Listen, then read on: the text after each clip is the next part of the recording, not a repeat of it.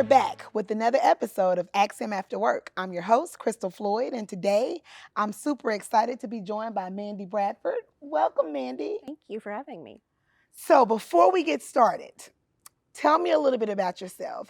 What do you do at Acxiom, and how long have you been here? So I've been at Acxiom for 25 years, and I am a data engineer in the Data and Identity Engineering organization. Okay, nice. So, let's get to the fun part. Let's talk about quilting. Sure. So, Mandy, tell me, how did you get into quilting? What piqued your interest? So I have family members that are seamstresses, and I had family members that were quilters, and so I had always been around people, sewing or quilting, and they.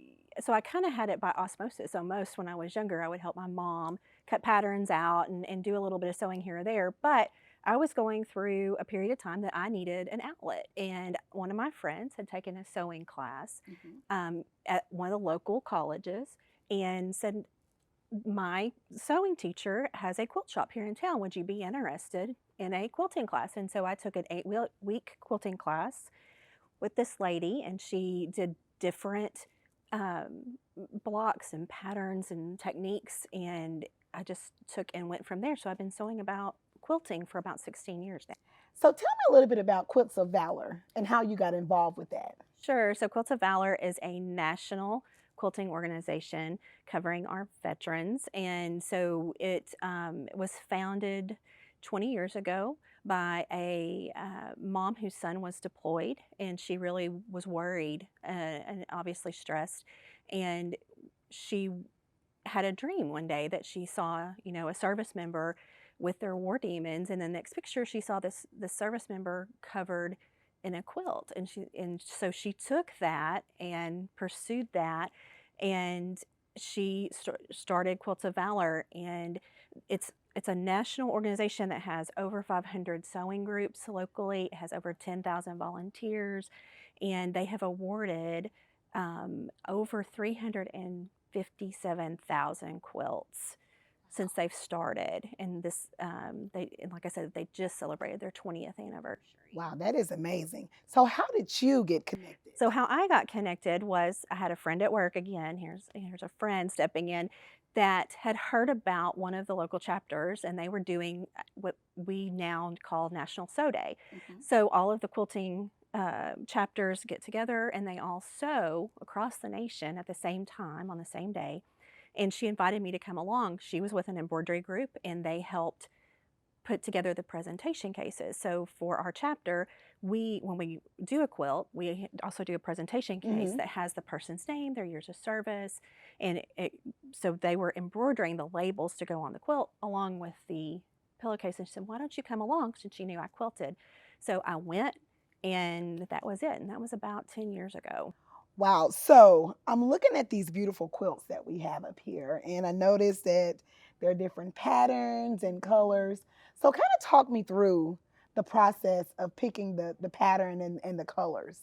Sure. So this one here is I actually purchased as a kit. I loved the pattern and the fabrics that were already in it. So what we do try in Quilts of Valor is to make them a standard, kind of a standard size. We want them to cover our vets well. And so we had to add a little bit to the top and bottom. And so this is where our group comes in, and we'll ask questions of each other and say, "Well, what about this or what about that?" And so we added a little bit on the top and bottom, but this one's actually a kit that I purchased. And so there's multiple blocks sitting in here that come together to be one big quilt. So, you have to piece together each individual. Yes. So this one, if I were to count, there's 1, 2, 3, 4, 5, 6, 7, 8, 9. There's 11 pieces in this one little block, and I think that's about a 6-inch block. So, but there's 11 pieces in that one right there, and then some are not so elaborate. So, how long does it take? It just depends. So if I'm working on something small and it doesn't have a lot of different fabrics in it, and it's a smaller quilt, I can complete a quilt top in a day. But I also have some that I have paper pieced, which is actually sewing on paper, and because you're very precise, and those have taken me 9 months. So it just depends on how much time you have available and how big your project is and how complicated it is. So would you say piecing together is one of the most challenging parts, or what would be the most challenging So part? I Let me have ask that. 2 things that are most challenging Okay. for me. So one is the math. So when you start looking at these quilts, and sometimes you start with fabric and you love the fabric and you need to figure out what you're going to do with it, or you start with a pattern and then you of course find the fabric. If you have your pattern, it's not quite so bad unless you have to adjust it. But if you're creating your own design, or we start sometimes with a panel, which is like a picture, trying to get the math right, because all these blocks finish to a different size and they all have to match up. And what you don't see on the top is you have seam allowances. So there's more fabric in here, and you have to accommodate that. Okay, I need a 5-inch block to match to a 5-inch block, but I can't have 2.5-inch pieces because I have to have more to allow for them to be sewn together. And so making all of that math work is one of the most challenging for me. And then the other one is when we're working with big collections of fabric or scrappy quilts, random is not random. So you want it to look a certain way, and you have to make sure that you don't have a whole section that is a solid one color or solid one piece of fabric, and so random is definitely not random. Wow. So Mandy, let's talk about some of the quilts you've made and some of the materials that you've used to make those quilts. Sure. So most of the time, our quilt tops and the fabric we use in the backing is 100% cotton.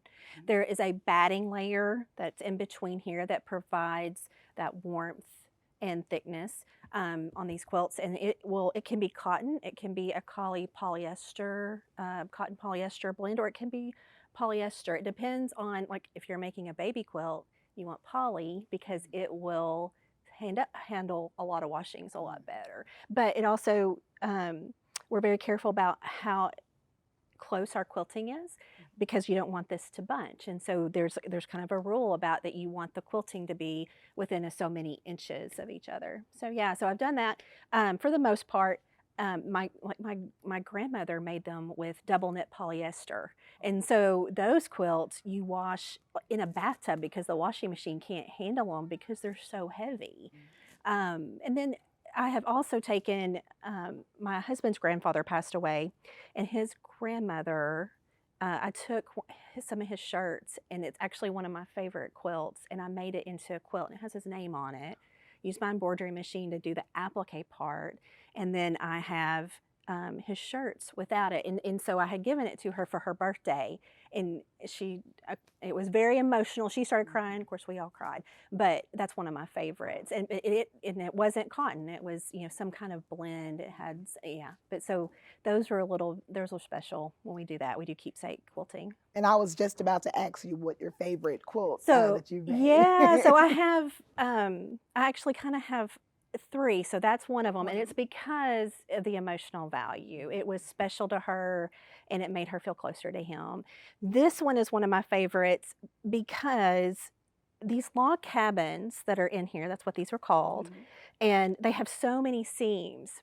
And so when I started quilting, I wanted to do a log cabin. Well, I did. Well, I have 9 blocks that didn't fit because if your seam allowance is a 1/4 of an inch, you get off just a little bit, and by the time you've done 11 seams, you don't match. And so these were perfect. So this was kind of like my testament quilt that I had, finally mastered getting things just right. And then the other one is one I made for my husband, and it's sitting over here. But it's because I designed it and it was just fun. And, I used it's a nature quilt, so I use things like tree blocks and mountain blocks and bear claws, and did some paper piecing, and so it was just fun to do those kinds of things. So let's get back to the organization, Quilts of Valor. What is the process of getting these quilts to veterans?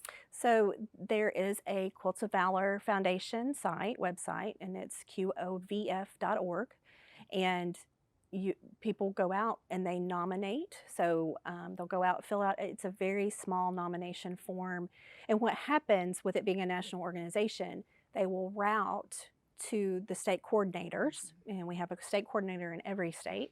And then the state coordinator takes a look at those nominations, and then they will prioritize them, because sometimes we have someone that is medical or World War II vets that we want to take care of, due to age. So she'll prioritize, she or he will prioritize that, and they will route it to the local chapter, and then the local group will take care of that.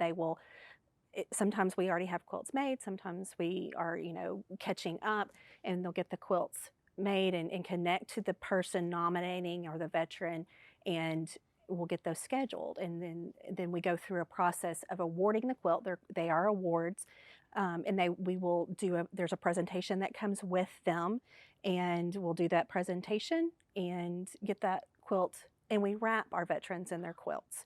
So it's kind of like getting a hug, right? These are tangible. There's something they can put their hands on and feel. And so we wrap them in their quilts at those presentations. And so they're it's a very nice. Special. Yeah, it is very ceremony. special ceremony for them. How can people get involved and support this organization? So with Quilts of Valor, of course, the website's going to point people. If people are here at Acxiom, they can, of course, contact me. I'm on our military veterans Slack channel if they have questions. We also, it doesn't have to be someone that sews. We have people that will provide venues for us to have. We do National Sew Days, once a year. They provide venues for us. They will donate for us to buy, our quilting supplies.